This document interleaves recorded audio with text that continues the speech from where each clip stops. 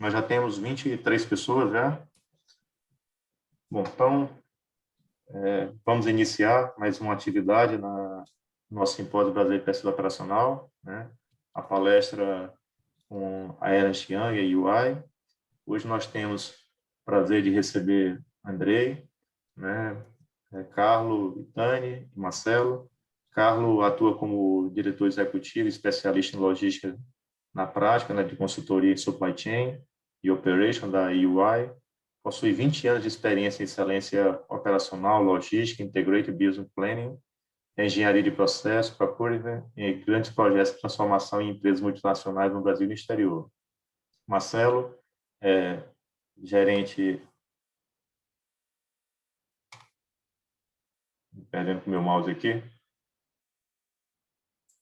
Marcelo é gerente na prática de Advanced Analytics, né, com mais de 10 anos de experiência, trabalhando com implementação de modelos de otimização, como ferramentas de auxílio à tomada de decisão e em projetos Lean Six Sigma, junto a multinacionais de healthcare, tecnologia de hardware e mobile, né, transporte, logística, siderúrgica, entre outros. Andrei Graça possui mais de 18 anos de experiência na área de tecnologia, é especialista em Advanced Analytics e soluções digitais. Atualmente é o sócio líder pela prática de Advanced Analytics da linha de serviço e consultoria da UI Brasil. Andrei vem liderando compromissos e iniciativas prioritárias de empresas de grande porte listados na Fortune 500, com amplo uso de tecnologia emergente e inovação. Seu conhecimento de setores é bem diversificado, tais como mineração, saúde, telecom, mídia, entretenimento, esportes, dentre outros. Andrei possui MBA pela PUC do Rio e MBA pela Gestão de Negócios pela IBMEC, né? Andrei é autor do livro Extração de Associações em Base de Dados de Varejo, publicado no Simpósio Brasileiro de Pesquisa Operacional de 2006 em Goiânia. Andrei, eu quero, em nome da Sobrap, né, e da organização, do SBPO, agradecer a participação de vocês, o patrocínio, dizer que é uma grande alegria tê-los aqui conosco, né? Isso engrandece o nosso evento. E aí eu passo a palavra a você, para que possamos aí desfrutar da palestra. Obrigado, professor Lucídio. Um grande prazer estar aqui com vocês.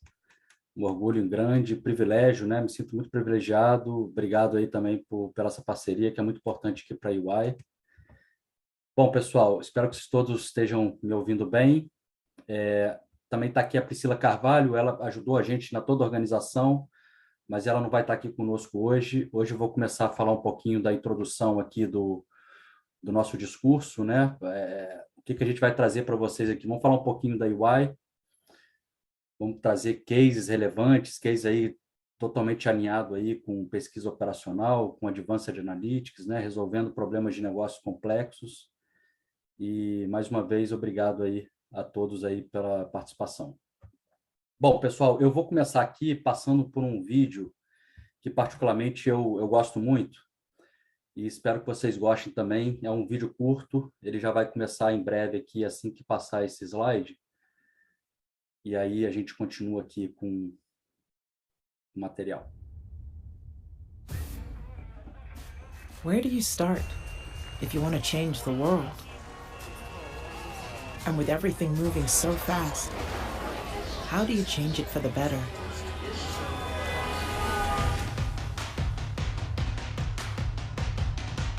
Is it by seeing a nation become energy self-sufficient?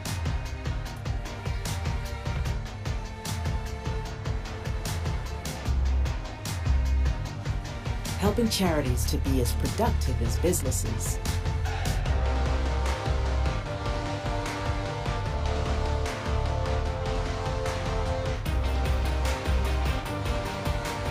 Perhaps cleaning up industrial pollution is what drives you.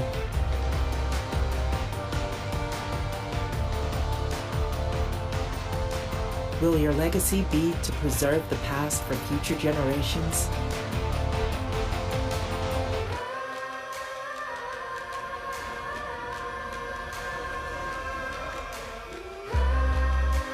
Or giving hope to those who have lost theirs? By using their talents to give them a livelihood. Big changes like these can start with something small. like asking better questions. Never thought about it like that before, questions that can give unexpected answers to help solve some of the world's toughest challenges. The kinds of questions we ask at EY. So where do you start if you want to change the world? You start right here.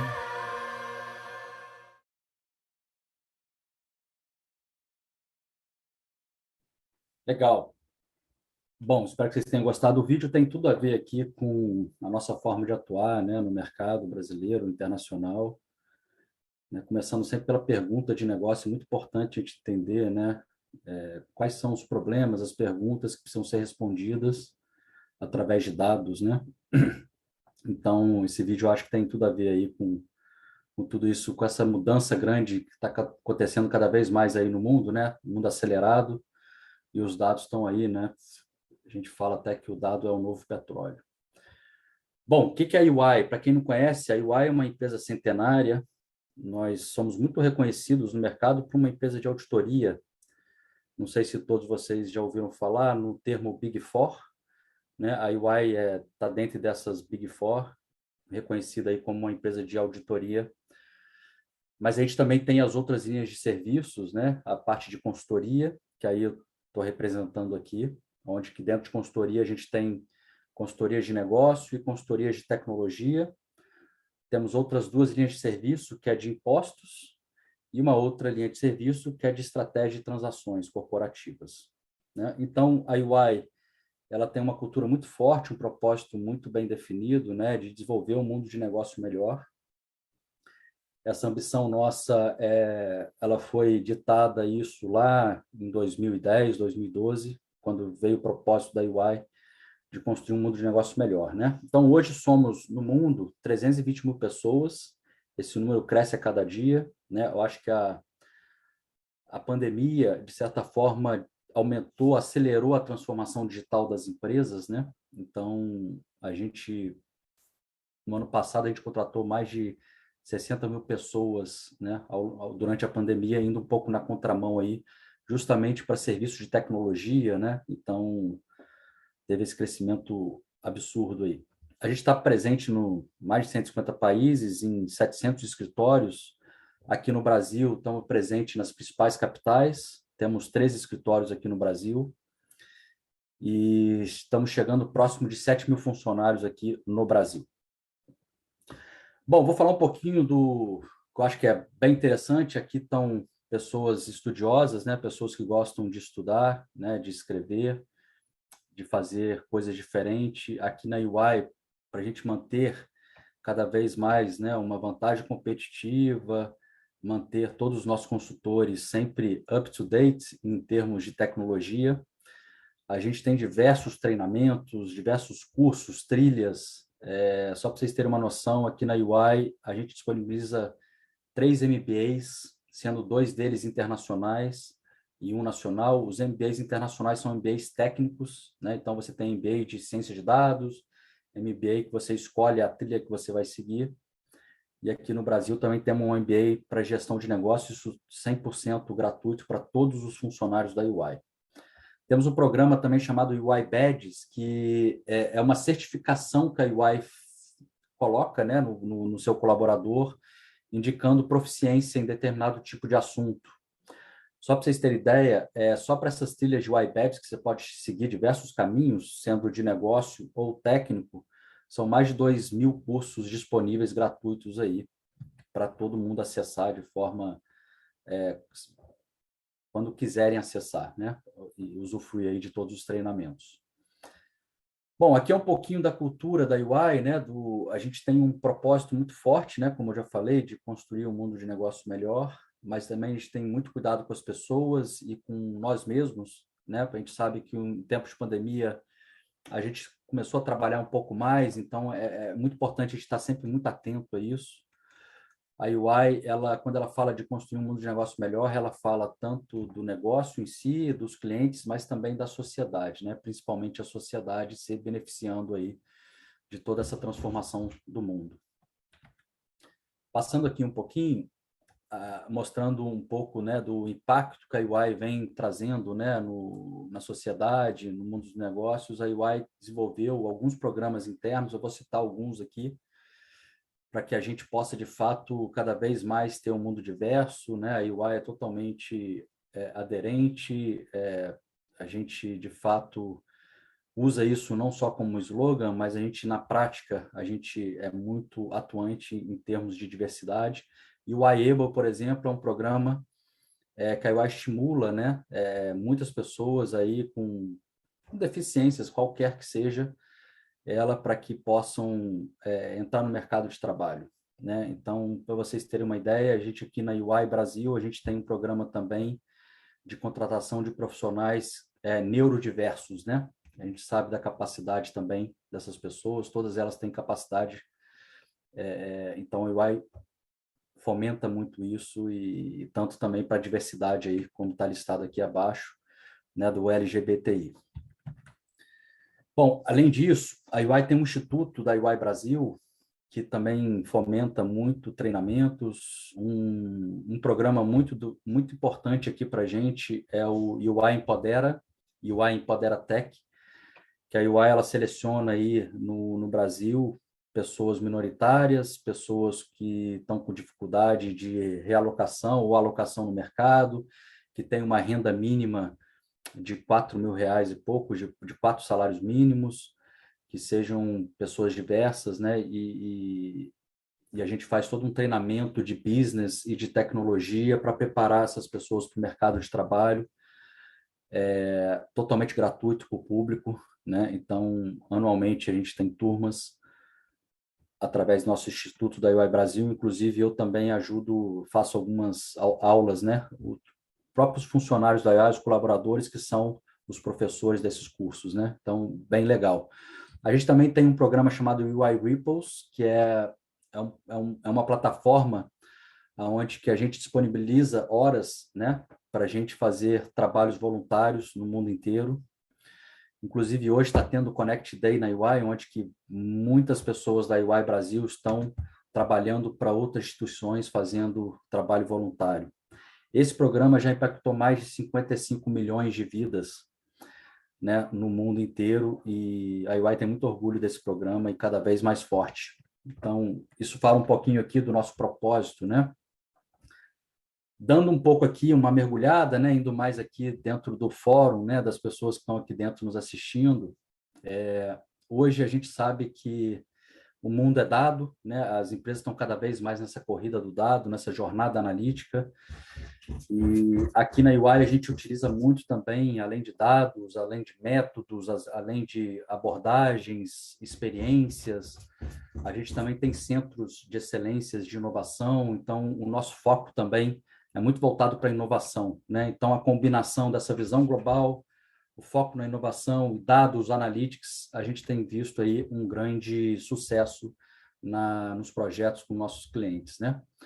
Bom, um pouco da carreira da UI. A UI, esse aqui que vocês estão vendo aqui na direita, é a nossa pirâmide, né? Não é uma pirâmide, mas é o degrauzinho, nossa escada de carreira, né? Então, a gente tem o nosso processo seletivo de trainee, são 2 vezes por ano, no Bielo, se vocês buscarem aí, vocês vão, quem tiver curiosidade de conhecer um pouquinho, né? A gente contrata muitos trainees anualmente, são 2 turmas. Depois esse trainee, ele participa muito de projetos, treinamentos, até ele rodar um pouco.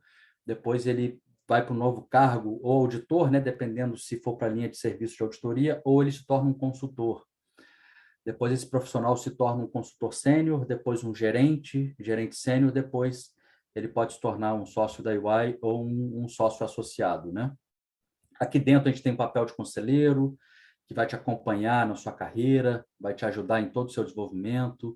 A gente tem o papel de buddy também, que é um profissional que vai te acompanhar, principalmente no início, para você se adequar a entender um pouco dos processos internos da UI, dos sistemas. Tem um programa dos milestones, que são os treinamentos, né? Quando as pessoas são promovidas a gerente sênior, a gente envia essas pessoas para fazer treinamento nos Estados Unidos. A gente é separado aqui regionalmente na UI, então aqui o Brasil está dentro de Américas, né? Então, todas as Américas elas se unem para fazer esses treinamentos de gerente sênios. Tem diversas outras coisas, né, aqui envolvido. Temos também o nosso centro de cybersecurity, que é um centro de excelência aqui no Brasil. Temos a nossa universidade corporativa. Temos o Analytics Hub, que é uma espécie de fábrica de desenvolvimento, né, de robotização, de Advanced Analytics, enfim, desenvolvimento de software. Então, temos um combinado de experiências incríveis aqui dentro da carreira da UI. Bom, aqui só mostrar um pouquinho dos prêmios, né, que a UI vem ganhando, justamente por conta de todo esse investimento, de toda essa pegada nossa no mercado, né? Então, estamos ali como as melhores empresas para se trabalhar, no Great Place to Work, temos diversos outros selos aqui que vocês podem observar bem aí. E a nossa universidade corporativa também é sempre muito premiada, né? Bom, falando um pouquinho da UI, agora em projetos, né? O que, no meu ponto de vista, eu entendo qual que é um grande diferencial da UI, né? A UI é uma empresa que ela é reconhecidamente uma empresa que conhece muito de negócio, de indústrias, de setores, né? Por ser uma empresa centenária, ela tem muito conhecimento, muito método e uma escala global integrada, né? Então, só para vocês terem uma ideia, né? Aqui dentro da UI Global, somos hoje 42 mil profissionais que falam de tecnologia, que atuam de tecnologia. Aí a tecnologia ela é bem ampla, né? Mas vai desde cientistas de dados, desenvolvedores de software, engenheiros de dados, até também as pessoas que fazem implementação de ERPs, de SAP, de Oracle e por aí vai. Aqui no Brasil, somos hoje 500 profissionais da área de tecnologia. Então, a gente tem essa rede conectada e é muito importante, né? A gente está ouvindo os projetos ao redor do mundo, pegando boas práticas, então a UI é uma empresa muito integrada. Um segundo ponto, né, muito importante para os nossos clientes, é que a UI faz muita questão de passar conhecimento, fazer a transferência de conhecimento. É um papel, né, de uma consultoria de ponta como a UI também treinar os nossos clientes, né, a estarem cada vez mais aptos aí a se desenvolverem, né, as suas empresas. Temos uma relação de ecossistema, né? Por exemplo, aqui a gente está estreitando cada vez mais com ecossistemas de startups, com ecossistemas de universidades, de outras empresas, alianças globais, alianças locais, porque a gente sabe que o mundo ele é diverso e a diversidade é muito importante também no mundo de negócio. Temos um centro de inovação que é chamado Wave Space, é um espaço super legal, é um espaço físico que fica em São Paulo, aonde que a gente faz co-inovação, co-investimento com os nossos clientes, aonde que a gente consegue tirar ideias do papel, colocar na prática. Por exemplo, eu participei de um evento onde que a gente colocou na prática para conselheiros, né, de grandes empresas, como que o blockchain de fato funciona, né? Porque o blockchain ele é complexo por si só, então a gente conseguiu fazer essa experimentação através de Arduinos, através de mecanismos de IoT e mostrando na prática como é o funcionamento do blockchain. Isso foi feito lá no nosso centro de inovação chamado Wave Space. E, naturalmente, o nosso objetivo sempre trabalhar com os nossos clientes é criar parceria, né? Não ter aquela relação de consumidor, né, cliente, mas sim de ser parceiro, porque eu acho que quando há parceria, soma-se mais, né? Então, a UI, ela cada vez mais quer se tornar um parceiro confiável, né? Um Trusted Advisor, que é um termo mais específico para isso. E, naturalmente, a gente sempre faz as atuações nossas sempre muito alinhado com as estratégias dos nossos clientes, né? Muito importante você estar sempre alinhado aí para a direção que seus clientes estão indo, para que você possa, de fato, prover todas as capabilities importantes lá para aquele momento do cliente. Então, além das alianças, parcerias, a gente tem dividido também por setores aqui dentro da UI. Então, a gente tem especialistas em diversos setores, eu acho que todos os setores, na verdade. Né? Eu vou citar alguns aqui, por exemplo, setor de mineração, setor de logística, setor de varejo, setor de healthcare, de saúde, enfim. Então, transportes, entretenimento, telecom. Então, a gente tem os nossos especialistas que conhecem muito da indústria, são estudiosos, e esses caras sempre nos ajudam nos projetos, principalmente os projetos onde que a gente vai aplicar tecnologia com dados, né? Advanced Analytics, por exemplo.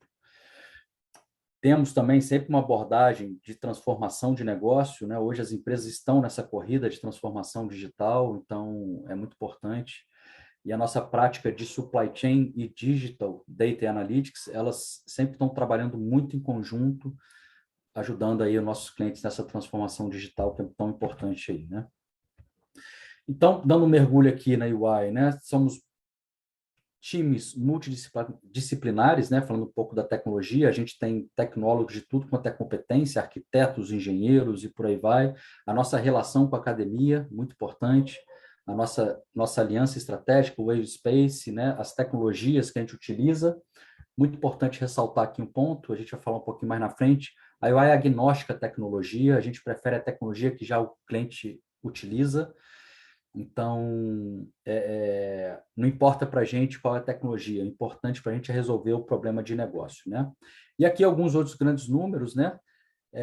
A UI está investindo agora, nos próximos 4 anos, a UI Brasil, 5 bilhões de reais em investimentos em aquisições, em tecnologia, em pessoas, em treinamentos. Desde 2010, a gente adquiriu mais de 140 empresas, aqui no Brasil foram 2. Já alcançamos 35% de inovação, né? Antes eram 27%, agora é 35%, mais de 20 alianças globais. E a nossa receita, que foi publicada recentemente, anual, né? Que a gente tem uma publicação anual, tivemos a receita de 40 bilhões de dólares no ano passado, né? O nosso calendário é americano, então a gente está agora no início do fiscal year 22, encerrou-se em julho desse ano, né? Então, estamos agora aqui já executando o Fiscal Year 22.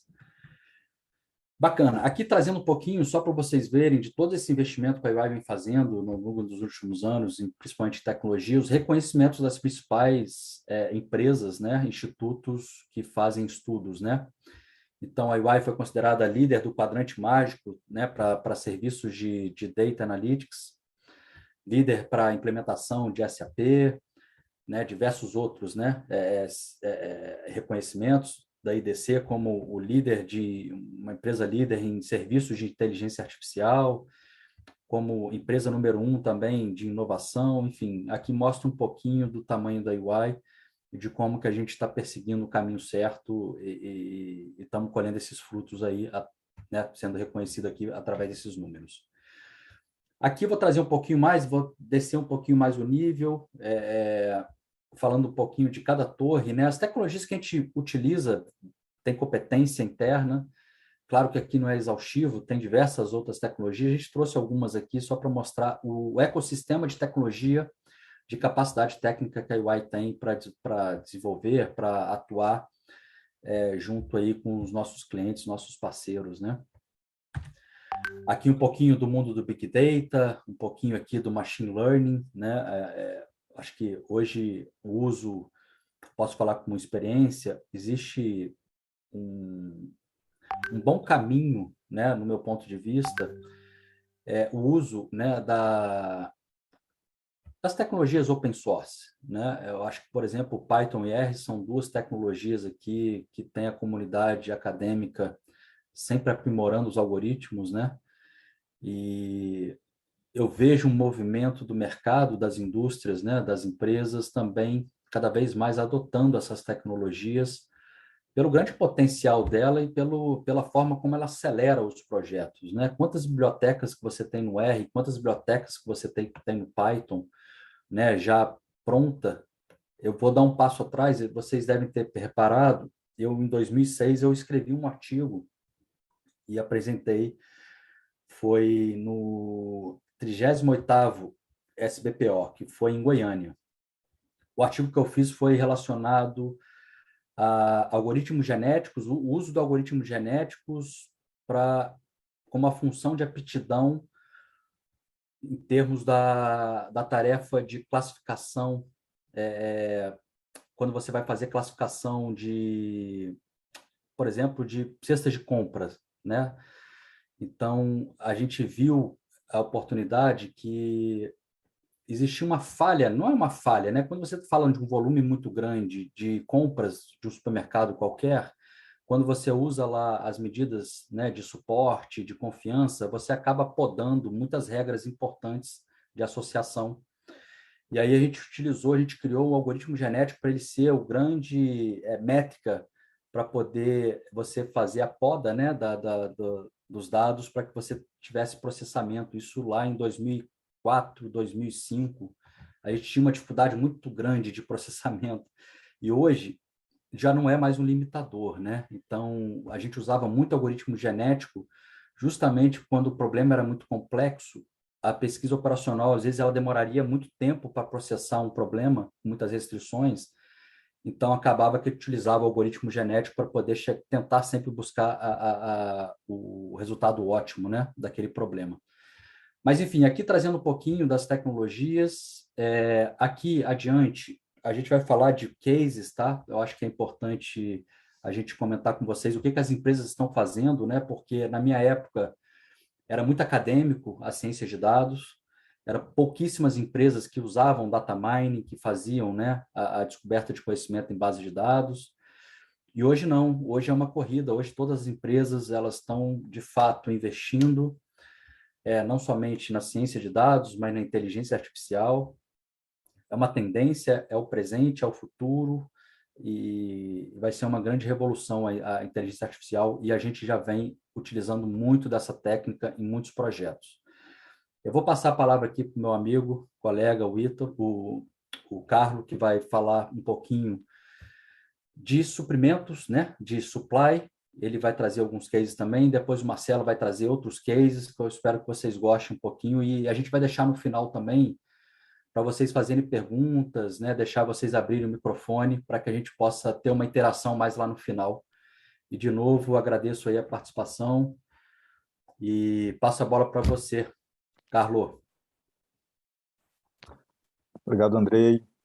Boa tarde a todos. Obrigado a todos da SBPO. É um prazer estar aqui.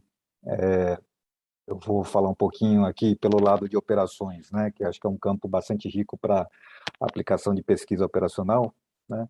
Imagino que muitos de vocês estejam nessa área, então, só para vocês saberem, aqui na EY, nós também temos um grupo especializado em supply chain operações, é assim que a gente chama, né? São profissionais focados, seja em logística, planejamento, compras, gestão de ativos, né? Focados em problemas de supply chain. No Brasil, a gente está em torno de 190 pessoas, né, crescendo bastante, recrutando bastante gente. Em Américas, né, do Norte, Sul, Central, a gente hoje tem em torno de 1.000 profissionais. A grande maioria desses profissionais são como vocês, né, de exatas, bastante engenheiro, estatístico, matemático, administradores, né, desenvolvendo trabalhos de supply chain, né? Da mesma forma, né, que a EY como um todo e o time do Andrei em tecnologia, a gente também, vocês viram lá, né, a gente vem sendo reconhecido aí, felizmente, por grandes analistas do mercado, e no canto direito aí a gente ressalta embaixo algumas tecnologias principais que a gente utiliza nesses projetos, e acima, só para destacar a mensagem, que cada vez mais a gente vem resolvendo, sim, problemas de otimização, mas sempre, cada vez mais, num contexto de transformação de negócio, né, num contexto bem amplo. Então, tem, sim, a otimização, né, a pesquisa operacional, a ciência do dado, né, mas sempre tem a conexão com o negócio, a conexão com a visão, a gente muitas vezes desdobra uma estratégia, ajuda um cliente a desenhar uma estratégia de supply chain, depois precisa fazer a gestão da mudança para as pessoas, né, adotarem, serem bem-sucedidas na implementação, né, na captura do conhecimento. Então, são profissionais de operações, mas, né, com um chapeuzinho de negócio e outro chapeuzinho de tecnologia bem forte. Se puder passar, por favor, André. Bom, no campo de pesquisa operacional, a gente, à medida que foi crescendo, aqui em Américas, o que a gente fez, né? Poxa, não, pesquisa operacional, vocês sabem bem, né? Não é um conhecimento fácil de ser construído, né? Leva-se anos, né, de formação técnica para alguém ficar versado e experiente, né, em problemas mais complexos. Então, a gente, à medida que ia crescendo e precisava cada vez mais desse tipo de competência, a gente foi vendo a necessidade de centralizar essa capability de forma a ganhar escala, né, e apoiar as nossas várias equipes que estão dentro dos clientes de uma forma mais centralizada, né? Então, com essa ideia, nós criamos o que a gente chama de Optimization Hub, porque de fato é um hub de pessoas, né, que concentra aí o conhecimento de pesquisa operacional, de otimização, de métodos de simulação para resolver problemas de negócio, né, aqui no nosso caso mais focado em supply chain. Esses 6 bloquinhos que vocês estão vendo aqui são só alguns exemplos do que a gente mais tem feito através dessa equipe, né, mas basicamente o que eles fazem são, junto com a equipe, né, de projeto, identificar uma dor, ajudar a equipe de projeto a modelar, né, a solução para resolver essa dor. E essa modelagem ela pode ser mais simples ou mais complexa. Quando é mais simples, a gente às vezes tem soluções de mercado que rapidamente a gente monta o Lego e consegue endereçar um problema. A gente já teve situações onde a gente precisou construir, né, modelos que não tinham em nenhuma prateleira, a gente precisou construir e isso, né, a 4 mãos com o cliente, porque eram problemas muito específicos, muito customizados. Então, a mensagem é, a gente, né, monta a equipe conforme a necessidade, né?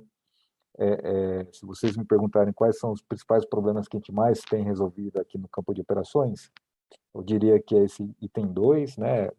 Brasil, como vocês sabem, é um país com bastante regra tributária, bastante dinâmica de tributação, né? E vai continuar sendo por bom tempo. Qualquer empresa que se preze abrir uma fábrica, abrir um centro de distribuição, mexer um pouco na malha, precisa lidar com várias variáveis, né? Não só operacionais, mas também fiscais. E é um campo muito bom, muito fértil para a gente, né, usar pesquisa operacional, colocar bastante restrição, colocar bastante ciência de dados para resolver esses problemas, né? Fora isso, trabalhos de gestão de estoque, né, trabalhos ligados a transporte, otimização, né, de rotas de entrega, cada vez mais vocês estão vendo aí Last Mile crescendo bastante, Direct Consumer crescendo muito nas empresas, né, fabricantes indo direto para consumidores, então tudo isso trazendo bastante desafio e bastante necessidade de otimização, né? E por último, aí na linha do meio, né, a gente gera muita informação, logicamente a gente precisa traduzir isso de volta para os executivos, né, de uma forma inteligível, de uma forma clara, e a gente tem, por que não, usado bastante aí ferramental de visualização, de descrição de dados, né, para tornar isso não só claro, mas também vivo, né? Cada vez mais, bom, eu já tenho alguns anos de consultoria, antigamente o trabalho era muito PowerPoint, hoje cada vez mais a gente vai numa apresentação de resultado, a gente apresenta um dashboard, antecipa perguntas na hora, né, fazendo um clique, fazendo um drill down. Então, para quem gosta de resolver problema, gosta de transformar números em conclusões de negócio, acho que é um momento sensacional aí para todos, né? E a gente está tendo a oportunidade de viver isso na pele. Vou passar agora a palavra para o meu amigo Marcelo Figueiredo. Obrigado. Obrigado, Carlos. Boa tarde, pessoal. Gostaria, primeiramente, de agradecer aí a presença de todos. Agora a gente vai passar para uma parte mais prática, né, compartilhar nossas experiências em aplicação de pesquisa operacional no mercado. Então, conforme o Carlos disse, né, hoje a demanda por profissionais qualificados em pesquisa operacional para conseguir adquirir as experiências práticas está muito alta, né? Na própria UI a gente tem contratado, tem procurado muitas pessoas com esse conhecimento. Então, é um desenvolvimento contínuo, né? Eu, por exemplo, semestre passado, eu tive o prazer de fazer disciplina com o professor Marconi, de técnica, né, heurísticas de otimização, tenho trocado muita conversa também com o professor Lucídio. Então, tanto o desenvolvimento técnico, né, e pegar a experiência acadêmica é muito importante para o ambiente prático, né? Então, nessa questão de desenvolvimento, né, dos modelos, a gente sempre se depara com, algumas vezes a gente se depara com clientes que querem um modelo com 5 objetivos, sem restrições, coisas que são computacionalmente inviáveis, né, que também com vários objetivos conflitantes também, que às vezes o próprio cliente acaba se perdendo no meio da ferramenta, né? Então, gosto sempre de falar que um modelo de pesquisa operacional, um modelo de otimização é um modelo de auxílio à tomada de decisão, né? Ele não é um modelo de decisão final. E para isso a gente utiliza muito a metodologia ágil, que é uma metodologia na qual a gente vai desenhando o modelo passo a passo, né? Então a gente desenha um mockup do modelo, utiliza vários artefatos, né, da metodologia ágil, vários rituais, desenha um mockup, a partir desse mockup a gente vai desenhando ali o Product Backlog, que é quais atividades a gente precisa executar para desenvolver esse modelo, e aí a gente entra ali no Sprint Backlog, na execução do projeto em sprints normalmente de 2 semanas, então a gente não chega assim num projeto, por exemplo, de 12 meses, fica 10 meses desenvolvendo, para chegar no 10º mês mostrar um resultado que o cliente não está satisfeito. Então, a gente sempre passa por esses ciclos de reuniões diárias, apresentações semanais e quinzenais dos resultados e redesenho dos modelos, né? Porque a gente sempre se depara com esse problema de custo-benefício de cada funcionalidade do modelo. Conforme o Carlos disse, normalmente o cliente quer algo totalmente personalizado, e para cada funcionalidade que a gente põe no modelo, tem um custo computacional, tem um custo de desenvolvimento. Então, a gente sempre trabalha com esse custo-benefício, que são coisas que a gente aprende muito com a experiência dos professores e com o ambiente prático também. Pode passar, por favor, Andrei. Aqui a gente tem um ciclo, né, de atuação de tecnologia. Eu gosto muito desse slide, que ele mostra bem qual que é o caminho que você tem que passar até chegar nessa última etapa aqui, que é os insights automatizados com ferramentas de inteligência artificial, né? Que são os modelos de otimização propriamente dito. Então, pode acontecer de o cliente falar, cara, eu quero um modelo de planejamento de atendimento de pedidos, mas ele nem sabe quais pedidos ele vai ter, ou seja, ele não tem uma previsão de demanda robusta, ele não tem os dados bem consolidados, tem dados faltantes, não tem qualidade de dados, né? Então, a gente sempre começa ali na parte de qualidade de dados, obtenção de dados, desenvolvimento de modelos preditivos, automatização de coletas de informações também importantes ao modelo, né? Para então a gente chegar na ponta da cadeia ali, que é o desenvolvimento de um modelo de auxílio à tomada de decisão, né? Ou seja, desenvolvimento de um modelo de otimização. Porque imaginem que você vai criar um modelo de planejamento de atendimento de pedidos, mas a sua previsão de demanda não tem uma assertividade alta. Então, se você coloca um dado de entrada ruim no seu modelo, o modelo vai te dar um resultado ruim que não vai condizer com a lógica do negócio, né? Então, a gente sempre gosta de apresentar isso, né? Sempre para a gente ter o pé no chão e desenvolvendo aos poucos, assim, para não acabar não sendo um projeto frustrado, né? Então, a gente sabe que o desenvolvimento desses modelos é muito complexo e demanda várias etapas muito importantes aí, como está ilustrado nesse slide. Pode passar, por favor. Aqui a gente tem já uma listagem das soluções UI, né, em visão de processos. Então, como a maioria de vocês sabem, a pesquisa operacional está em todos os ramos, né, da cadeia produtiva, né, do supply chain. Então, a gente tem aí como priorizações e experiências da UI aí, em classificadas em 1, 2 e 3 estrelas, mas para cada cliente ou para cada desenvolvedor, essas priorizações podem ser diferentes, né? Mas o mais importante desse slide é mostrar quão abrangente é a pesquisa operacional para tornar o negócio mais eficiente. Então, a gente trabalha no planejamento, por exemplo, trabalha com planejamento de atendimento de pedidos, né? Imagina uma empresa multinacional que atende o Brasil inteiro. Ela não pode colocar 10 planejadores ali para fazer isso no braço todo dia, né? Eles precisam de ter um modelo automatizado que considere todas as restrições e todas as variáveis e todas as prioridades envolvidas nessa tomada de decisão. O mesmo se aplica à precificação de produtos em vendas, né?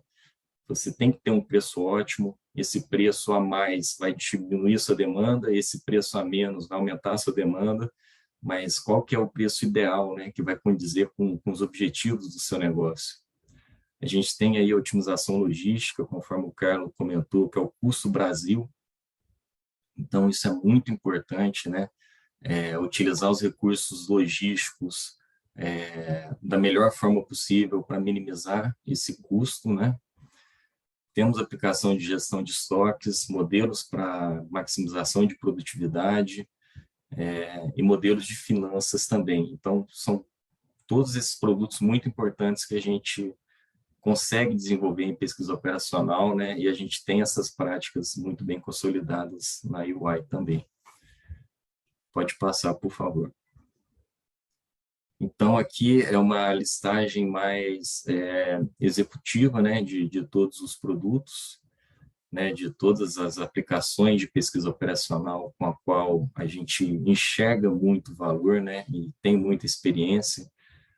Atualmente, a gente está aqui na parte de minério e metal, está muito importante, né? A gente aprende com os professores e conversando com os clientes que existem muitas práticas, né, que são não eficientes, né? Muitas decisões que são tomadas sem considerar uma visão holística do negócio e do processo. Então, modelos de otimização, modelos de simulação, desenvolvidos em R, mas em sua maioria em Python, são os principais entregáveis. Assim, isso aumenta muito a confiabilidade do negócio, né? Porque você sai de uma decisão tomada no sentimento, né? E passa para uma decisão tomada por um computador, considerando todas as variáveis importantes do negócio. Pode passar, por favor. Aqui a gente chega numa parte bem legal aqui, que é a apresentação dos cases de sucesso, né, de otimização. Então, vou apresentar alguns cases aqui para vocês. Esse aqui é um modelo de alocação de recursos desenvolvido e de priorização de CAPEX em uma empresa de ferramental cirúrgico ortopédico.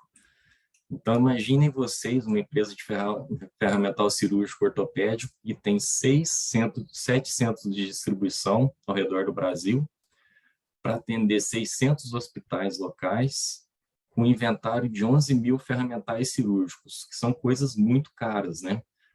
Um ferramental cirúrgico ortopédico tem um preço muito alto, então é um ativo, é um inventário muito caro. E esses ativos estão mal distribuídos, né? Ou seja, em lugar que tem alta demanda, não tem esse ferramental, em lugar que tem baixa demanda, tem excesso de ferramental cirúrgico. E também falta visibilidade sobre quais ativos comprar, ou seja, imagine, vou chutar um valor aqui, que você tenha, claro que vou chutar um valor baixo, mas para não expor a empresa, mas que você tenha R$500 mil na mão. Quais ferramentais você vai comprar para salvar vidas, né? Ou seja, para maximizar o atendimento de demanda. Então, também você precisa desse direcionamento de decisão, né? Sobre quais ferramentais cirúrgicos comprar. Isso aqui também é um modelo bioobjetivo com 2 objetivos conflitantes. Claro que o objetivo principal é salvar vidas, né? Ou seja, atender demandas, mas atendendo demanda, algumas vezes diminui a receita, porque você está atendendo muita demanda de uma cirurgia que não se recebe tanto por ela, né? Então, é um modelo biobjetivo com 2 objetivos conflitantes, mas pela filosofia da empresa, o priorizado é realmente o atendimento de demanda. E para isso foi desenvolvido um modelo de alocação de recursos que para sugerir a transferência de ferramentais cirúrgicos mensal entre os centros de distribuição. Mas não para por aí, né? São várias informações preditivas que você precisa antes de tomar essa decisão. Então, a gente desenvolveu um modelo de composição de sistemas cirúrgicos por centro de distribuição, porque o médico de Curitiba utiliza uma composição de ferramentais cirúrgicos diferente do médico de São Paulo. Cálculo de estoque de segurança também, para atender a demanda, considerando variabilidade de tempo de ciclo, né? Ou seja, o tempo de o ferramental ir até o hospital e voltar para o centro de distribuição, e variabilidade de demanda também. E o desenvolvimento do modelo de realocação de ferramentais cirúrgicos em si, né? Então, foi um modelo muito complexo, envolvendo várias variáveis, né? Que antes era muito no feeling, então muito questionado, né? Essa decisão, e passou a ser feita por um computador, né? Por um algoritmo meteorístico de simulação, de otimização, que era o Simulated Annealing. Isso eu tenho muito orgulho de apresentar também, essa credencial, porque virou tema da minha tese de doutorado também. E a gente, dado o sucesso, né, desse desenvolvimento, ele foi replicado no Chile, na Colômbia, e está em replicação na Austrália, né? Então, eu gosto de enfatizar muito que a pesquisa operacional é muito importante, e as empresas hoje estão precisando muito de utilizar esses dados e transformar os dados não em informação, mas transformar os dados em decisão, né? Pode passar, por favor, Andrei. Aqui é outro case bem interessante, eu vou ser um pouco mais sucinto nele, mas aqui é um planejamento de atendimento de pedidos, de vendas, né, numa indústria multinacional de celulares e notebooks. Então, imagina que é uma indústria que tem fábricas no Brasil, tem centro de distribuição em todos os estados do Brasil, e em cada estado tem vários clientes que são atendidos por cada centro de distribuição. Ou seja, produtos vão de avião para cada estado, produtos vão de carro forte, van e caminhão para cada cliente. Então, aqui são milhões assim, de variáveis, né? Então, a gente tem vários objetivos conflitantes. Você tem o objetivo de maximizar a receita, o objetivo de maximizar atendimento de demanda, o objetivo de minimizar custos logísticos e assim por diante. Tem as restrições logísticas. Então, aqui foi um modelo que a gente desenvolveu que, dado a carteira de pedidos firmes que a empresa tinha para as próximas 8 semanas, qual que vai ser o planejamento diário de atendimento de cada um desses pedidos, ou seja, transferência do armazém para cada cliente, e também o planejamento diário de envio aéreo de produtos para cada estado. Então, foi um projeto bem interessante, que está ocasionando aí muitos resultados bons para a empresa, né? Ela está conseguindo atingir as metas financeiras e de atendimento de demanda a custos logísticos bem menores comparado com o passado dessa empresa. Pode passar, por favor. E esse aqui é um modelo bem similar ao apresentado primeiramente, mas esse foi um modelo bem interessante, que foi a UI dos Estados Unidos, que nos solicitou, né, para implementar esse modelo em uma indústria de materiais hospitalares. Então, também é um modelo de alocação de recursos. Essa empresa tem 120 CDs ao redor dos Estados Unidos, mais de 24 mil SKUs e um inventário de 5 milhões de itens. E qual que era o problema de negócio, né? Você também tinha desbalanceamento de capacidade, você tinha produtos em excesso em um centro de distribuição sem consumo, que vencem e dão um prejuízo enorme para a empresa, tem excesso de produtos em outro CD que não está sendo consumido, e esse mesmo produto falta em outro CD, aí essa empresa precisa comprar, ou seja, ela tem um excesso de inventário também, por ter isso desbalanceado. Então, a gente desenvolveu um modelo de otimização utilizando bibliotecas em Python. Esse modelo a gente utilizou o método Branch and Bound. Então, ele passa por cada um dos SKUs, ele vai direcionando primeiro de onde que eu vou tirar o meu excesso de inventário que vai vencer e para onde eu vou transportar para ele ser consumido antes de vencer. E segundo, de onde eu vou tirar meu excesso de inventário de CDs que estão em excesso para eu transferir para CDs que estão com falta desse inventário, ou seja, ao invés de comprar mais itens, eu vou simplesmente transportar para outro CD onde ele vai ser consumido. Então, a gente tinha aqui, né, como objetivos uma redução aí de 1,6 milhões de dólares por mês, com perda de produto e com redução de compras, né, totalizando 19 milhões de dólares por ano, e conseguimos aí uma redução de 6 milhões de dólares só no primeiro mês, né? Então, você vê que quando você coloca todas as informações juntas em um modelo, que é um grande desafio, e transforma isso em um modelo de otimização, muda totalmente a cultura dentro da empresa, né? O cara que antes ficava lá passando madrugada ali tentando planejar transferências e compras, clica ali, executa o modelo e interpreta os resultados do modelo para executar essas atividades, né? Então, ele torna a atividade dele bem mais produtiva também e agrega mais conhecimento, né? Agora, a partir do próximo, eu gostaria de passar para o Carlos para apresentar as demais credenciais de otimização. Obrigado, Marcelo. Bom, pessoal, esse case aqui, ele é um case de otimização, onde a gente, né, numa empresa multinacional de alimentos, nós tínhamos à frente o desafio de buscar reduzir o custo total de atendimento aos clientes, né, na malha de produtos acabados dessa empresa. E aí, quando a gente fala de custo total, né, tem um custo logístico, certamente, né, transporte, armazenagem, e não é uma conta baixa, né, mas também tem o custo, a carga tributária, né, que acompanha a transação desses produtos. Então, a gente, né, modelou esse problema num software, a gente utilizou um software de mercado, nesse caso aqui foi o Supply Chain Guru, da Lamasoft, né, a atual Coupa, de forma a gente maximizar, né, essa função objetiva de margem, né? A receita que a empresa tem vendendo os produtos, menos o custo de atendimento, o custo de serviço, né?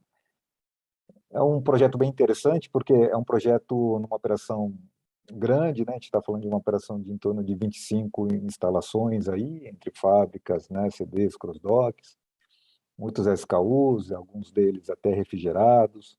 Então, quem modela transporte já, né, percebe que tem que tratar custos de transporte, né, de formas distintas, né? Não só pelo produto, mas os tipos de clientes. Então, essa empresa aqui, ela atende tanto varejo pequenininho, atende distribuidor, atacadista, o key account, cada um deles com, claro, um perfil de atendimento diferente, um tipo de veículo diferente para fazer entrega, né, necessariamente, e, portanto, com custos distintos, né? Em torno de 2.000 pontos de entrega, né, com atuação aí Brasil, e com todas os desafios que a gente tipicamente, né, tem num projeto de otimização de malha, né, desde disponibilidade de dados, né, ou qualidade dos dados, né, a gente muitas vezes precisa fazer tratamentos aí relevantes para simplificar o modelo, para contornar problemas de qualidade de informação. O nosso time fiscal, né, que participa da modelagem, tem aí à frente muitas regras fiscais, né, para cada tipo de produto, origem, destino, de entrega de mercadoria, tem uma regra, tem uma alíquota, tem uma forma diferente de tributar. tem benefícios fiscais em algumas geografias, né, que precisam ser incorporadas, né, como potencial alavancagem, então isso é olhado também, né. A operação, eu já comentei um pouco, né, tem as regras operacionais, então, não só de capacidade, mas tem casos como um CD que ele fica, né, no meio de uma comunidade, lá não dá para expedir veículos abaixo de, né, tal tamanho, então a gente se depara com a realidade nua e crua quando a gente vai modelar a operação, né? E tem, né, aí no board de stakeholders, tem o pessoal comercial, né, com objetivos de nível de serviço, tem um time de operações com o objetivo de reduzir a despesa logística, né, tem o financeiro, né, puxando, né, para a redução de necessidade de CAPEX, investimento. Então, como a gente comentou, né, a modelagem ela auxilia na decisão, mas a função objetivo do projeto ela precisa contemplar, né, todos esses stakeholders, restrições para a solução poder ser implementada, né?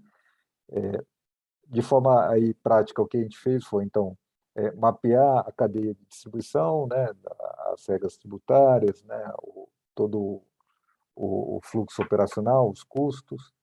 A gente faz uma modelagem dessa operação. Normalmente a gente modela e faz a execução de um baseline em cima do modelo, que é uma referência contra a qual a gente compara, né, os ganhos, né, os cenários que a gente vai vir a propor. E nesse caso em particular, a gente rodou, né, a gente executou em torno de 15 cenários, né, alterando variáveis, né, como cenários de tributação, quantidade de novos CDs que a gente vai querer abrir. Então, vamos fazer um cenário com 2 CDs, um cenário otimizando o nível de serviço com mais 3 CDs. Então, a gente começa a brincar com possibilidades, né? Isso gera cenários e cada cenário desse ele é modelado, né? E traz respostas para a gente formatar aí a recomendação final, né?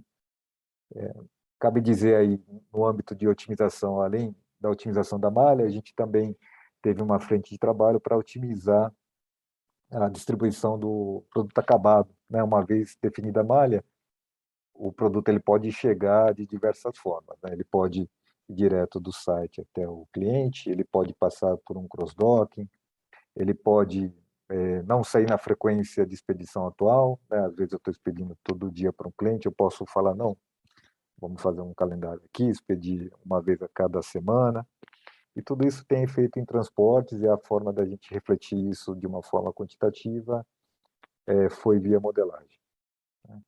Então, através desse ferramental, a gente conseguiu responder tanto as dúvidas de malha, quanto as dúvidas de como fazer o transporte. Se puder passar, por favor, André. E aí, o segundo case aqui, né, mudando totalmente de alimentos e chocolate para eletricidade, né? A Celeste, que é um cliente nosso, ela permitiu aqui a abertura do case aí, né, para o mercado. Ela é uma operadora, né, comercializadora, distribuidora de energia elétrica de Santa Catarina. Uma empresa dessas, vocês devem imaginar, né, tem bastante ativos, né, e consequentemente bastante MRO transitando para fazer a manutenção tanto corretiva quanto preventiva desses ativos, né? Então é uma operação logística de fato.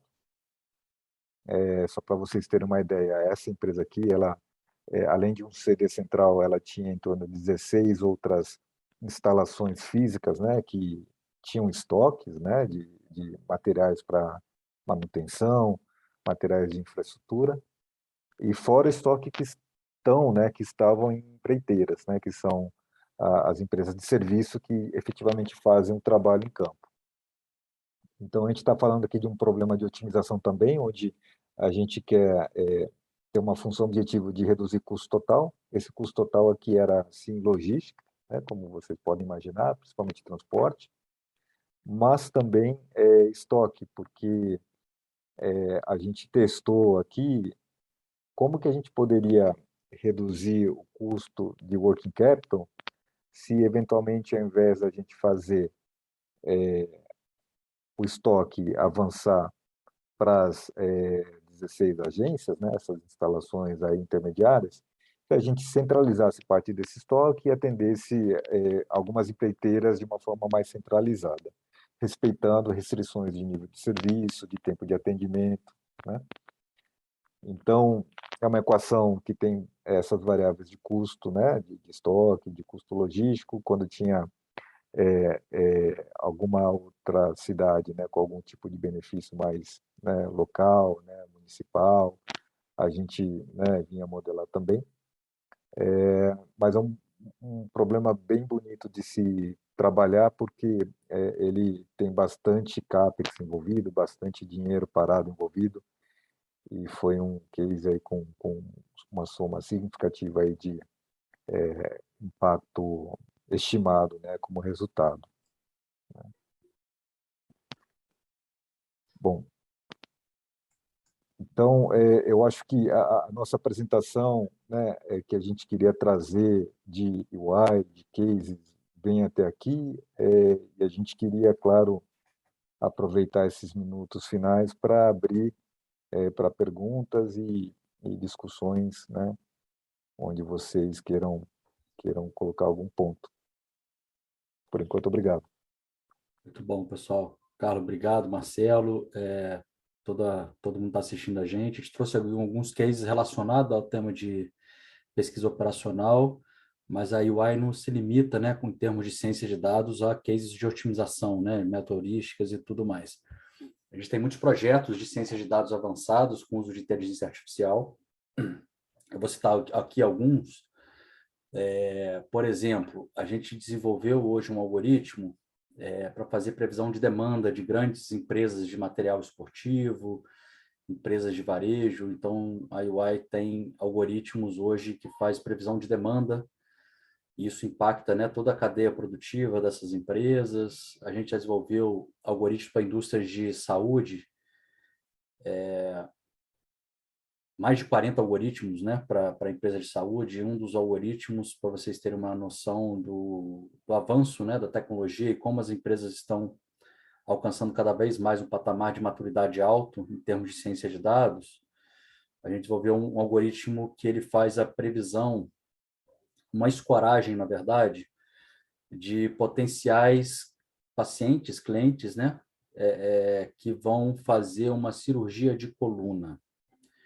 O que motivou esse desenvolvimento desse algoritmo? Ele foi motivado pelo fato de que a academia, a ciência médica, indica que 60% dos casos de cirurgia de coluna não são necessários uma intervenção cirúrgica. Ou seja, existem tratamentos alternativos, né? Então, com isso, a empresa ela pôde criar um programa onde que ela recupera esses pacientes e coloca eles num hospital de ponta para que ele possa fazer toda uma checagem de segunda opinião. E, com isso, mostrar, né, para o paciente, para aqueles casos que não é necessário a cirurgia de coluna, o quão invasivo é uma cirurgia dessa e quão o risco é alto, e trazendo alternativas de tratamento, né? Então, isso dialoga diretamente aqui com o nosso propósito, né? Desenvolver um mundo mais eficiente, um mundo de negócio melhor.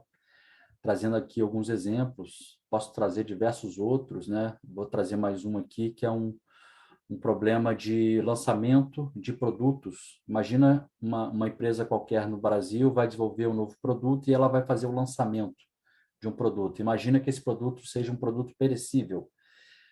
Quanto que eu produzo desse produto e como vai ser minha distribuição no Brasil desse novo produto? Então, a gente desenvolveu uma técnica nova, inovadora, e conseguimos fazer uma projeção para ajudar justamente nessa distribuição desses novos produtos. E depois que o teste foi feito, né, o teste AB, a gente viu que o algoritmo ele foi muito assertivo, né? Então, isso mostra um pouquinho, né, como as empresas no Brasil e no mundo estão, de fato, investindo cada vez mais na ciência de dados, né, para resolver problemas complexos aí de negócio. Pessoal, aí eu acho que aqui a gente poderia deixar o microfone aberto, quem quiser fazer qualquer pergunta, curiosidade, né, do que a gente apresentou ou de algum outro tema, a gente está aqui à disposição. A gente deixou justamente esse finalzinho para a gente poder trocar experiência. Se quiser falar tecnicamente também, a gente consegue. Claro que aqui está sendo representado aqui por 3 profissionais da UI, mas a gente tem um time bem grande, como vocês viram. Alguém quer fazer algum comentário, alguma pergunta? E aí, Isabela, você que está controlando o microfone, talvez valha a pena deixar o microfone aberto aí para a turma.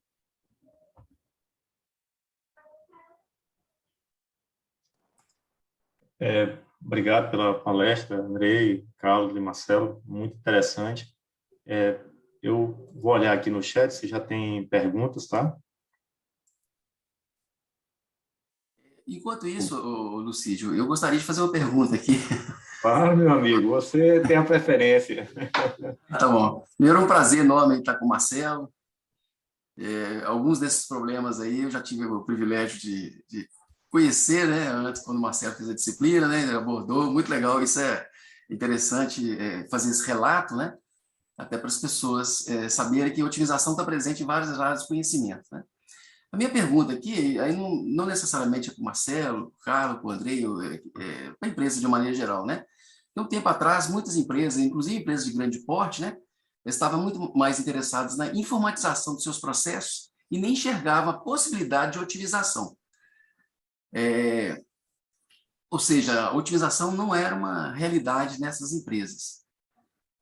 Que muita gente assim fala o seguinte, que usou o computador, está otimizando. Esse é um conceito equivocado lá da otimização. Eu queria saber se isso é uma realidade nas empresas que vocês têm interação, né? E também em que momento vocês mostram os ganhos com o processo otimizado.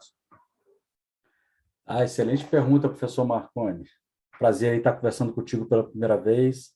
Obrigado aí pela oportunidade aqui da UI estar participando aqui do evento. Já falei com o professor Lucídio também. Olha, você tocou num ponto muito importante, né? A gente vê estágios de maturidade dentro das empresas, diversos níveis de maturidade. Uma coisa é fato, a pandemia ela acelerou a transformação digital, né? A gente viu isso, a gente vê isso, né? Por exemplo, esse evento sendo feito de forma remota já mostra isso, né? Com uma qualidade como foi feito, essa experiência virtual, né? Cada vez mais latente, o trabalho híbrido, né? Então, de fato, né? A jornada analítica ela requer alguns passos importantes para as empresas, né? A estruturação da governança analítica de dados é fator crucial para que ele tenha uma jornada de sucesso, mas não impede das empresas começarem a experimentar. É claro que problemas muito complexos, onde a gente tem que navegar em dados de diversos departamentos, talvez não seja uma realidade ainda de muitas empresas, mas de outras sim, né? Tem muita empresa que já nasceu digital, então isso facilita muito. Mas a governança analítica, que a gente fala, governança de dados, ela é primordial para que você tenha, de fato, uma mudança na sua estrutura de tomada de decisão, como o Marcelo comentou bastante sobre isso, né? Então, a gente vê muitas empresas nessa corrida de estruturação, de criando governanças, O que é uma governança de dados? É a mesma coisa da governança corporativa. Você tem que criar estruturas organizacionais, você tem que criar comitês, você tem que criar processos, criar controles, medições, como é uma governança de tecnologia, né? A tecnologia transacional você precisa ser governada para que você tenha transparência, processos fluidos e eficientes, né? Então, a gente vê muitas empresas experimentando nos últimos 5, 10 anos e empresas que estão com jornada, inclusive criando no C-Level a diretoria de CDO, do Chief Data Office, ou agora, algumas empresas já estão criando também o Chief de Inteligência Artificial, porque essa é uma realidade, né? É claro que, a depender do setor, já existia uma tecnologia, vamos pensar que o setor bancário. O setor bancário no Brasil é referência, é benchmark para o mundo, né? Em termos de segurança, em termos de tecnologia. Então, já é uma indústria mais avançada em termos de dados, em termos de estruturação. Quando você vai para um setor de indústria, já o back-office, o dado, né, a tomada de decisão através de dado era muito ainda empírica, né? A gente sabe bem disso, né? Então, as indústrias iam muito pela percepção, pelo aprendizado, né, pelo conhecimento dos engenheiros. Então, mas assim, quem não entrar nessa jornada, professor, a empresa não vai sobreviver muito. Eu tenho um discurso que eu falo numa outra material que eu utilizo para mostrar o quanto o mundo está acelerado, né? Sempre com viés de dados, que daquela 500 empresas são listadas na Fortune, naquela revista, aquela lista das 500 maiores empresas do mundo. Se você pegar a revista da publicação lá de 1950 e pegar hoje aquelas empresas, mais de 60% dessas empresas não existem mais. Ou elas realmente sucumbiram, ou elas transformaram todo o seu negócio, né? Então, sempre, eu acho que os tomadores de decisões, os gestores dessas grandes empresas, eles têm que experimentar, de fato, mas eles têm que ter uma lupa, um cuidado muito grande para que tenha se criado uma governança, uma estrutura de dados, porque senão você fica criando pequenas iniciativas e aí você acaba sendo frustrado, porque quando você vai expandir o seu programa de analytics, você não consegue. Então, a gente, como consultoria, a gente sempre alerta isso aos nossos clientes, né? Então, e claro que isso é uma jornada, né? Eu falo muito que isso é muito próximo de um processo e não um projeto, porque o processo você constrói ele e ele depois fica rodando, ele não acaba, você vai aprimorando. Eu acho que a jornada analítica ela também tem esse viés, né? Você nunca vai parar, né? Não é um processo que ele termina, então é um negócio contínuo e cada vez mais as empresas precisam se preocupar com isso, né? E o dado, sem o dado a gente não faz nada, né? Eu acho que todo mundo sabe aqui. Tudo bem, eu consigo rodar aqui algoritmos não supervisionados, com dados não muito íntegros. Beleza, você pode fazer, mas não é o melhor caminho. Beleza. Obrigado, André. André, eu tenho uma pergunta. Assim, eu e o Marconi, inclusive, trabalhamos juntos na parte de consultoria para aviação durante alguns anos, né, para Varig, Rio Sul, linhas aéreas. E aí, assim, a dificuldade, que era o sistema de escala de tripulações aéreas, a gente tem uma dificuldade muito grande nessa governança com as empresas de você envolver o grupo, né? O grupo de pessoas para onde vai ser implementado. E você tem uma visão, o gestor tem uma visão, mas na hora de implementar o modelo, é difícil, inclusive, até capturar as restrições, porque quem conhece o negócio e que passa as informações para nós que estamos modelando é exatamente o cara que está lá na ponta, né? Então, eu queria saber um pouco como é que é esse processo que vocês experimentam, como é que é essa vivência. Legal, excelente pergunta, porque isso é fator crítico de sucesso, né, de um projeto. Tem aquele caso famoso que a gente lê em alguns livros, que uma indústria de pasta de dente, ela estava embalando a pasta de dente numa combo, e aí eles não percebiam, e aí o cliente chegava em casa, abria a pasta de dente, e a pasta de dente não estava lá, né? E aí eles resolveram fazer um projeto com um investimento muito alto, e colocaram uma balança de precisão, e aí vinha alguma coisa mecânica e parava aquela esteira e tirava a caixa. Enfim, ali mostra um problema justamente o que você falou. Eles não ouviram todos, né? E acabou que depois eles foram ver o projeto lá funcionando, acabou que o pessoal desligou, o pessoal lá do chão de fábrica desligou o processo novo e colocaram um ventilador potente e o ventilador jogava as caixinhas para fora da esteira. Esse caso está reportado aí em alguns livros, aí, é um fato curioso. Como é que aqui na UI a gente aborda isso? Um método. A gente começa todo o projeto através de workshops, vários workshops, várias entrevistas, e a gente começa a levantar as hipóteses de negócio sem olhar, a priori, os dados. Os dados vai ser uma consequência depois. Então, a gente utiliza um método muito, muito bacana, não é propriedade da UI, para quem é um método de design thinking chamado Causal Loop Diagram, CLD. Ele é um método que você começa a desenhar as hipóteses de negócio. Você sai de uma ideia central e aí, claro, nesse workshop, você tem que trazer todos os níveis da empresa. A gente traz os nossos especialistas também dos setores para desafiar, para poder extrair esse conhecimento tácito, né, que está na cabeça das pessoas, dos profissionais, e a gente começa a desenhar essas hipóteses, que no final do dia você faz uma relação de causa e efeito. E aí você cria uma grande matriz conectada aonde estão ali as hipóteses relacionadas àquele problema que você está investigando, né?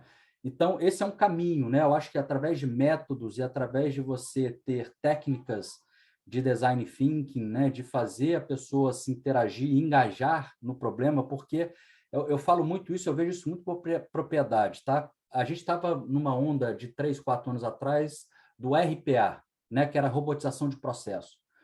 Todo mundo tinha muito medo de falar de como era o processo dele, porque ele tinha medo de perder o emprego.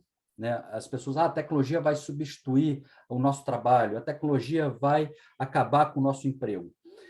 E a gente vê isso que não, pelo contrário, você vai ter um outro papel, um papel mais estratégico, um papel mais tático. Vamos deixar a tecnologia fazer o trabalho operacional, né? Porque quanto mais gente pensando nos problemas, melhores vão ser as decisões tomadas, né?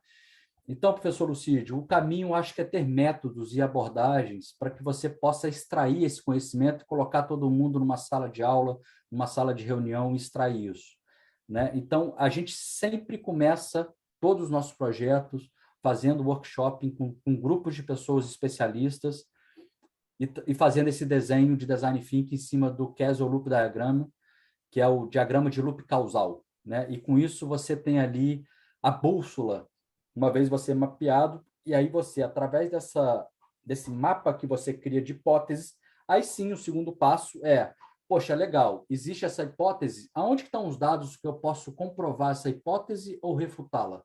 E aí você começa a mapear as fontes de dados, as origens de dados, os sistemas, os dados, e aí você começa, de fato, a criar o seu ambiente analítico, trazendo todos esses dados de forma íntegra, né, conexa, que, de fato, é o grande trabalho em projetos de modelagem, sendo ela de pesquisa operacional, sendo ela uma modelagem de machine learning, por exemplo, é você gastar tempo com a qualidade do dado, puxar esses dados, né? Na minha experiência aqui, independentemente da maturidade, por isso que pode flutuar, 100%, né, de um projeto, você gasta ali de 60% a 80% do tempo manipulando o dado. Manipulando no bom sentido, né? Não de manipular, deixar ele torto, né? Pelo contrário, é de trazer o dado para o ambiente, fazer a qualificação do dado, fazer a limpeza. Então, o esforço ainda, por quê? Por falta de governança de dados, por falta de estruturação, né? Por falta de domínio dos dados, de conhecimento da própria tecnologia, do pessoal de tecnologia sobre aquela informação daqueles dados. Ok, Andrei, Andrei, só uma coisa, antes eu de passar gostaria para só as de perguntas, nós temos complementar, daqui professor. só um parênteses, Marcelo, por favor. Tá. Daqui a 10 minutos, exatamente a 11 minutos, começa a cerimônia de premiação. Então, eu vou te passar a palavra, Marcelo, mas eu pediria que depois que você falasse, nós temos 2 perguntas aí no chat, que aí eu gostaria que vocês lessem e pudessem responder, tá? Tá joia. Bom, Nós temos um outro evento imediatamente, que é a cerimônia de premiação, que inclusive é em um outro link, nós vamos ter que sair dessa sala aqui, ela vai ser encerrada, e nós vamos para outra sala. Tá? Só um aviso a todos aí. Legal, obrigado, professor. Obrigado. Bom, ser bem breve, então, professor Lucídio. Então, nesse sentido aí, pensando em modelos de otimização, a gente utiliza muito a metodologia ágil, na verdade, em todos os projetos, né? Então, é comum a gente se deparar com um cliente que já quer de cara uma Ferrari, né? Um modelo de otimização que vai tomar todas as decisões ao mesmo tempo, mas aí a gente vai desenhando ali o backlog, né? Então, a gente desenha ali, por exemplo, eu quero 10 objetivos, quero 5 funcionalidades e quero 150 restrições. Aí a gente muda, a gente prioriza isso para transformar no MVP, que é colocar um objetivo principal, 2 restrições principais e uma funcionalidade principal. E a partir desse MVP desenvolvido, o cliente já utiliza, já extrai resultados e compra mais outros sprints na medida que ele achar necessárias outras restrições e outros objetivos. Então, isso realmente é um caso que normalmente acontece e essa prática a gente utiliza para tentar passar por cima desse desafio, né? Muito bem lembrado. Bom, deixa eu só responder, então, rapidamente aqui as perguntas. Vou começar aqui qual que é a postura do profissional, né? Assim, eu acho que o mundo tecnologia é constante aprendizado, né? Uma dica que eu sempre dou para todo mundo aqui na UI, você vai aprender muito nos projetos, na prática, né? mas é muito importante também a academia sempre, né? Ainda mais se tratando de tecnologia. Estamos vindo aí com a tecnologia computação quântica. Isso vai mudar paradigmas, isso vai mudar muito a forma também de fazer analytics, porque o poder de processamento vai ser exponencial. Então, acho que o aprendizado contínuo é um fator crítico de sucesso de carreira de qualquer profissional. Eu acho que a gente tem 2 grandes exemplos aqui, o professor Lucídio e o professor Marconi, que são profissionais super renomados aí, que continuam, né, sempre se atualizando aí. No meu caso também aqui, não quer dizer que eu sou gestor, que eu também não estudo mais, não. Eu sempre estou sentado numa sala de aula, num treinamento. E a segunda pergunta aqui está relacionado a projetos com o governo. Sim, a UI faz projetos com governos. A UI, inclusive, durante a pandemia, fez alguns projetos pro bono, né, ajudando, inclusive, o Ministério da Economia a como distribuir melhor os materiais médicos, hospitalares, por conta da Covid. A UI também faz muito esses tipos de trabalho pro bono, não só para o governo federal, estadual, municipal, porque a UI tem um papel muito importante também para a sociedade. E, bom, me coloco aqui à disposição só para fazer um encerramento, para dar tempo para todo mundo. De novo, em nome da UI, queria agradecer muito ao professor Lucídio, ao professor Marconi pela oportunidade. Espero que a gente esteja junto, próximo, muitas vezes aí nos próximos meses. Contem com a UI aí em qualquer desafio. E, pessoal que está assistindo a gente, fiquem à vontade em me conectar no LinkedIn. Vocês vão me achar fácil lá. Meu e-mail, me coloco à disposição aqui na UI para tirar qualquer tipo de dúvida que a gente não conseguiu sanar aqui. E, de novo, obrigado Marcelo, obrigado, Carlos, pela essa ajuda aqui. Só para te avisar, você deve estar visualizando aí, o professor Felipe Martins Miller, que é o nosso presidente, é o presidente da nossa sociedade, né? E aí eu passo a palavra para Felipe. Muito obrigado, Lucídio. Muito obrigado, André e Carlos. É sempre muito importante para qualquer sociedade que use metodologias matemáticas fazer essa aproximação com a empresa, que eu acho sempre que é o jogo do ganha-ganha. Então, nós que agradecemos a Ernst Young por estar aqui, né? Sempre tenho problema com sigla em inglês, então nem vou falar sigla para não enrolar a língua, fazer um trava-língua aí. Mas muito obrigado, espero que nós possamos manter essa parceria. E eu acho que sempre é muito importante para a empresa prospectar talentos nesses momentos que a gente está aqui. Então, os casos de sucesso, às vezes também é bom ter casos de insucesso para que a academia trabalhe nesses casos e traga soluções, né? Mas que a gente possa ter essa aproximação sempre boa e contamos com vocês já para o evento do ano que vem, que esperamos seja presencial em Juiz de Fora, no estado de Minas Gerais. Muito obrigado mais uma vez. A Sobrapo agradece. Muito obrigado, a gente agradece. Obrigado a todos aí. Convido a todos para que saímos dessa sala e entremos na sala de premiação. Já estou fazendo isso. Time para a aguinha e vamos lá para outra. Um abraço. Tchau.